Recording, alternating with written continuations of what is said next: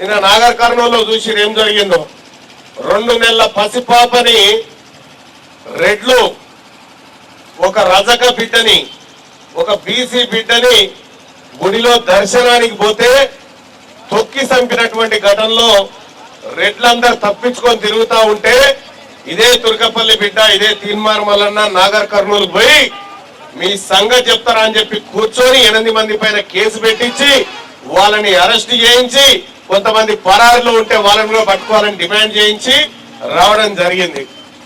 నాగర్ కర్నూలు దాకా పోయిండు తీన్మార్ మల్లన్న, ఆసిఫాబాద్ దాకా పోయిండు తీన్మార్ మల్లన్న, వరంగల్ ఖమ్మం దాకా పోయిండు, ఆఖరికి ఢిల్లీ దాకా కూడా పోయిండు. మరి నేను పుట్టినటువంటి గడ్డ తుర్కపల్లి మండలం ఏదైతే ఉందో ఈ తుర్కపల్లి మండలం ఖచ్చితంగా ఇది మన వర్గాలకు సంబంధించినటువంటి మండలం.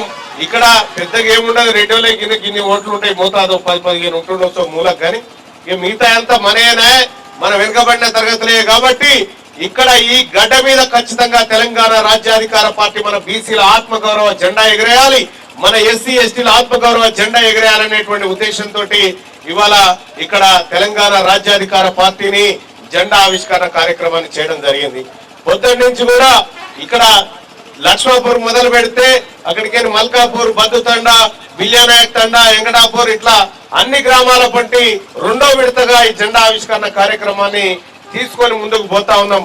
రాబోయేటువంటి ఎంపీటీసీ జెడ్పీటీసీ ఎన్నికల్లో ఈ తుర్కపల్లి గడ్డ మీద ఖచ్చితంగా జెడ్పీటీసీ ఎంపీపీ స్థానాలను తెలంగాణ రాజ్యాధికార పార్టీ చేజిక్కించుకోబోతా ఉంది.